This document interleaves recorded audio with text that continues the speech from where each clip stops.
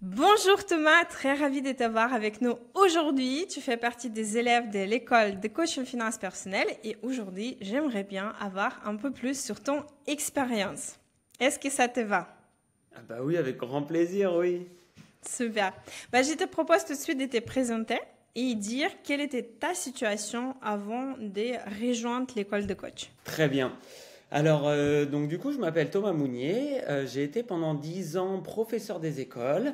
Et à la suite de plusieurs circonstances qui se sont multipliées, multifactoriellement, du coup, j'ai décidé de me lancer dans l'aventure du coaching en finance personnelle parce que j'ai été d'un côté très passionné pendant des années concernant le sujet de la finance et puis aussi le côté pédagogique et enseignement, du coup, de par mon métier, me suit et je me suis dit que si je pouvais devenir un acteur de l'éducation financière en France pour soutenir et pour aider les gens dans la gestion de leurs finances, ce serait trop bien.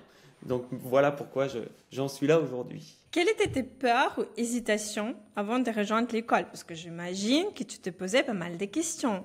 Oui, bah oui, oui, vraiment. Alors là, pour le coup, plusieurs peurs, beaucoup de peurs. Déjà, étant donné que j'étais un fonctionnaire de l'éducation nationale, j'avais quand même une grande stabilité au niveau de mes revenus et puis au niveau de ma carrière aussi. Donc la très grande peur de rentrer dans le monde de l'entrepreneuriat, qui est beaucoup plus incertain. Et puis aussi, bien évidemment, la peur d'entreprendre quelque chose et de ne pas réussir à y arriver. Et donc ça, c'était vraiment mes deux principales peurs, le fait de me lancer, d'être confronté à moi-même et puis aussi à cette incertitude liée au monde de l'entrepreneuriat, quoi. Et qu'est-ce qui t'a finalement convaincu de franchir les pas et de rejoindre l'école? Ce qui m'a convaincu, ça a été ce qui était proposé dans l'offre, à savoir le fait d'apprendre un métier concrètement, mais surtout d'apprendre à le monétiser et à le rendre concret en lançant son entreprise. Parce qu'en fait, j'étais très intéressé par le métier, ça effectivement, mais savoir si je pouvais en vivre et comment j'allais en vivre, ça c'était beaucoup plus délicat, j'appréhendais vraiment plus. Et ce qui m'a fait sauter le pas, c'est que dans l'offre de l'école, du coup, il y avait ces deux parties-là. Et ça m'a vraiment convaincu. Ouais. Alors aujourd'hui, est-ce que tu regrettes ta décision? Non, pas du tout. Pas du tout, pas du tout. J'avais, bien évidemment, au moment de souscrire l'offre, de souscrire mon accession dans l'école, j'avais très peur. J'avais très peur de le regretter parce que c'est un investissement de temps, mais c'est aussi un investissement financier. Mais en fait, pas du tout. Dès les premières semaines, vraiment, je me suis dit, bah, c'est ça en fait. C'est ça qu'il faut. On est vraiment accompagné de A à Z. Dès qu'on a des questions, on a des professionnels qui sont qui nous sont dédiés et puis qui peuvent répondre à toutes nos interrogations. Donc non, aucun regret du tout. Très Au bien. contraire, hein, vraiment, le meilleur investissement de ma vie. Super, ça fait plaisir d'entendre ça. Qu'est-ce qui t'a le plus marqué dans l'école, dans peut-être, je sais pas, les cours éducatifs, l'organisation, les pédagogies, les choses qui allaient plus remarquantes pour toi? Ce qui a été le plus marquant, ça a été le fait que on sent que vraiment tout a été pensé en amont pour que notre progression se fasse de manière fluide. C'est-à-dire qu'en fait, ce qui était incroyable à chaque fois, c'était que dès que j'avais des questions qui arrivaient, en fait, je savais qu'elles allaient être que le fil allait être tendu vers les prochains modules, les prochains accompagnements pour répondre à ces questions-là. Donc en fait, je me suis laissé guider et à chaque fois que des questions survenaient, je savais que dans les jours ou les semaines suivantes, j'allais avoir des réponses à ces questions-là. Et ça, c'était hyper rassurant, très surprenant parce que ça a dû demander en amont vraiment une vraie réflexion dans la structure des apprentissages de l'école, quoi. Et qu'est-ce qui t'a plus aidé pour surmonter peut-être tes peurs, tes questionnements? Tu sais, tout à l'heure, tu as parlé de, voilà, t'es lancé en entrepreneuriat, changer les statuts, fonctionnaire à entrepreneur en ligne, c'est pas du tout simple.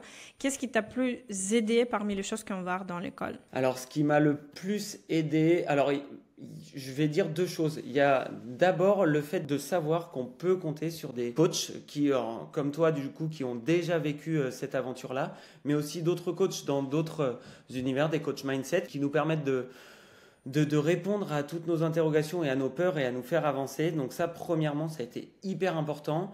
Et deuxième chose, c'est que la structure de l'école étant tellement bien faite, ça me donnait tellement d'idées pour moi-même lancer mon business. Et en fait, c'était ça qui était hyper intéressant, c'est que dans la structure des cours, dans ne serait-ce que les workbooks qui sont proposés, la structure des outils dont on a à disposition, même la manière dont sont filmées les formations, du coup, ça fait émerger énormément d'idées pour soi-même. Donc en fait, il y a vraiment deux choses, ouais. D'ailleurs, tu en as eu au niveau de ton business actuellement? Alors au niveau de mon business, j'en suis proche du vrai lancement officiel. Actuellement, je suis plusieurs clients, mais de manière bénévole, pour faire une sorte de bêta-test pour voir un petit peu ce qui fonctionne et ce qui fonctionne moins, et ce que j'ai à corriger. Et le but, c'est que donc là on est le 10, dans 20 jours, normalement, je lance officiellement toutes mes offres, des offres d'accompagnement et une offre de formation en ligne, en autonomie. Voilà, Ah, c'est donc pas mal quand même. Donc là, tu as mi-parcours, on peut dire un peu plus. 4 mois après les débuts de l'école, tu as déjà terminé les parties métiers, tu as déjà ton groupe de bêta-testeurs, tu es déjà en train de filmer tes modules pour ta formation et tu te lances 4 mois plus tard. exactement, ouais, c'est ça, c'est ça. Alors, ce qui est très bizarre, c'est qu'il y a un mois, il y avait quasiment rien de tout ça. Et du coup, je me disais, oh non, mais en fait, alors, parce que j'apprenais la partie métier, et du coup, toutes les pièces du puzzle s'ajoutaient, mais en fait, c'était que du vent, en fait, jusqu'à il y a pas longtemps. Et puis, en fait, quand on se lance concrètement dans la partie business, où on doit réfléchir à son client, et puis on doit voilà réfléchir au process de ce qu'on met de ce qu'on met en œuvre, réfléchir d'un point de vue client et d'un point de vue coach. Et du coup, ça amène plein de questions et puis d'agir concrètement pour faire avancer ça, quoi. Est-ce que c'était compliqué à faire? Parce que là, tu dis qu'il y a un mois, ça n'existait pas. Au final, est-ce que c'était compliqué? Est-ce que c'était insurmontable? Alors, insurmontable, non. Compliqué. En fait, de moins en moins compliqué, parce que, étant donné qu'à chaque étape, on doit se lancer, on doit faire des choses concrètement, et chaque petite chose mise bout à bout, en fait, c'est tellement rassurant de se dire que, au début, je comprenais rien déjà de définir un client cible, je trouvais ça très compliqué, mais le fait de s'y lancer, de se pencher dessus, après, c'était beaucoup mieux. Une fois que c'était fait, du coup, on passe à l'étape suivante, et à chaque étape passée, en fait, on est rassuré parce qu'on a l'impression de franchir un cap et ça va de mieux en mieux. Donc insurmontable, non. Compliqué, de moins en moins. Mais ça a été, on est Oui. transparente ici. Donc oui, au début, c'est normal, c'est quelque chose que tu as jamais fait. Combien de temps tu passes en moyenne sur les formations? On va prendre comme tout, les coachings, les formations, les exercices, etc. Ah, Depuis les débuts. alors en moyenne, on va dire 5 heures par semaine, je pense à peu près. 5 heures par semaine, ouais. Ouais, Là, à je ne peu près prends 5 pas heures en par semaine. compte que tu as tourné tes vidéos parce que je sais que tourner les vidéos pour les formations, là, ça prend du temps. Mais là, vraiment, le temps d'école, c'est à peu près 5 heures par semaine pour faire les exercices, coaching, etc. Ouais, je dirais ça, ouais, à peu près, ouais. Ça dépend des semaines, c'est variable. Parfois, surtout au début du programme, surtout quand il y a l'apprentissage métier, il y a une plus grosse partie d'apprentissage personnel avec la formation en ligne, regarder les vidéos et puis ensuite se questionner soi-même, faire des workbooks. Mais après, oui, c'est vrai que ça varie, mais je dirais qu'en moyenne, oui, 5 heures par semaine, ça tient, oui. Ouais, ouais. Ouais, tiens. Ouais, c'est pas mal quand même, 5 heures, ça se trouve, on peut dire. Est-ce que tu vois déjà les différences de Thomas d'aujourd'hui et Thomas il y a 4 5 mois, quand tu te lançais, est-ce qu'il a eu les changements? Ah, mais c'est pas le même du tout là. Il y a Thomas il y a 5 mois qui avait des envies, qui avait envie de se lancer dans une aventure, mais qui ne savait pas du tout où aller et puis surtout comment y aller. En fait, c'était ça le truc, c'était que vraiment cette formation, elle est arrivée à un moment où j'étais en pleine réflexion, où j'allais me lancer. Je sais pas où j'en serais actuellement d'ailleurs. Mais là, oui, rien à voir parce que là, je sais exactement où je vais. Et puis, si ça ne fonctionne pas, si mon lancement ne fonctionne pas comme je le voudrais, si je n'ai pas mes premiers clients, je sais qu'en fait, j'ai plein d'autres cordes à mon arc. Du coup, j'ai plein d'autres possibilités si jamais ça ne fonctionne pas. Et ça, c'est hyper rassurant de me dire si ça fonctionne pas, je teste autre chose. Si ça fonctionne pas, je peux tester autre chose. Et c'est surtout ça qui a vraiment changé. C'est que là, j'ai un plan B, un plan C, un plan D, alors qu'avant, j'avais même pas un plan A, quoi. C'est pas mal ça. Et en plus, tu sais que tu es accompagné. Donc, au pire des cas, tu as toujours Ben l'équipe oui, de coach qui est là pour toi.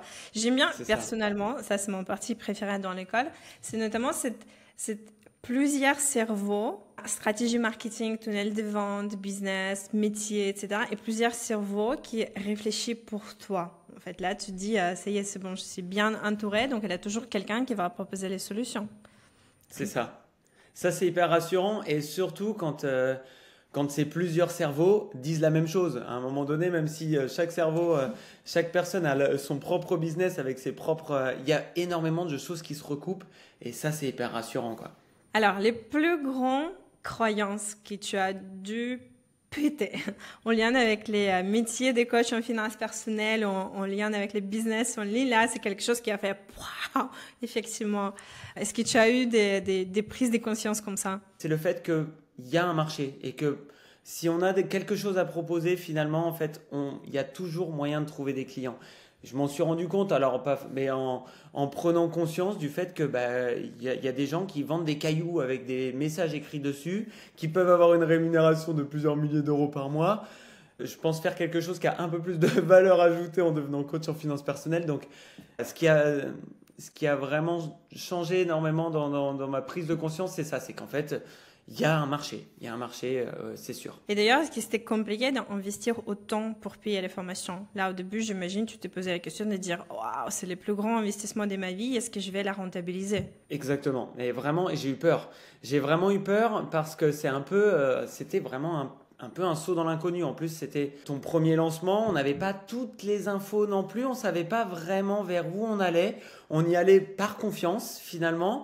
Et j'avais vraiment peur. En fait, j'avais peur de perdre de l'argent, oui, mais j'avais surtout peur de me dire ah mince, je suis déçu, quoi. Mince, en fait, c'était pas ce à quoi je pensais. Je pensais que ça allait être plus comme ci, plus comme ça.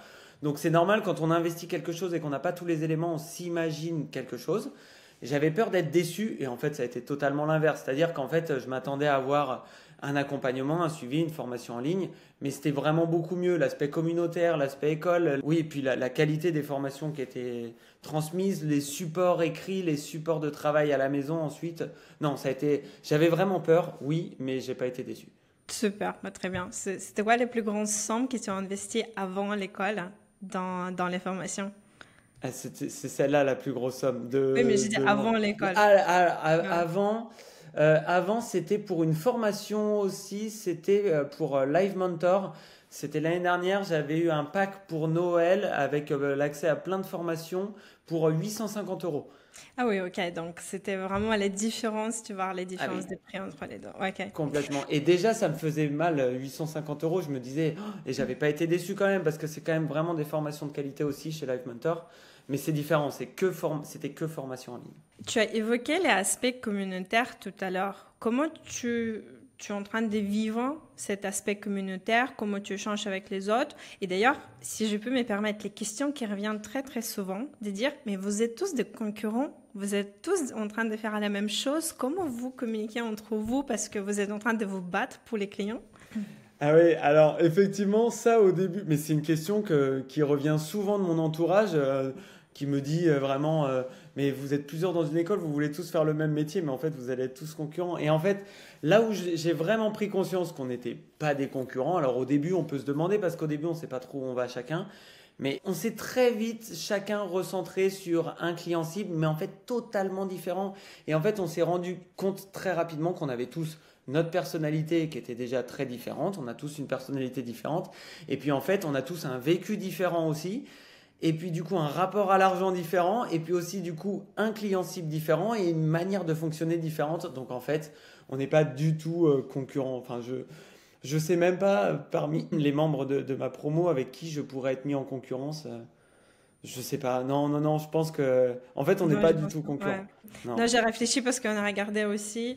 Il y a les gens qui se positionnent sur les PME, TPE, il y a les gens qui se positionnent sur les femmes dirigeantes, il y a les gens qui se positionnent sur les familles récomposées, reconversion professionnelle, jeunes actifs. Donc effectivement, non, il n'a pas du tout la même cible en fait. Et c'est pour ça, je pense qu'il y a quand même... en tout cas, c'est comme ça que je le vis. On a vraiment une bienveillance entre nous. On n'est pas du tout là à se tirer dans les pattes. Au contraire, on communique entre nous, que ce soit de manière duel ou même dans les conversations de groupe, mais de manière hyper bienveillante à chaque fois, quoi. Franchement, j'ai l'impression qu'on se soutient tous et qu'on est en plus de ça, chacun a des stades d'avancée différents parce qu'on avance tous à notre rythme, parce qu'on a des projets aussi en termes de temporalité qui sont différents, quoi.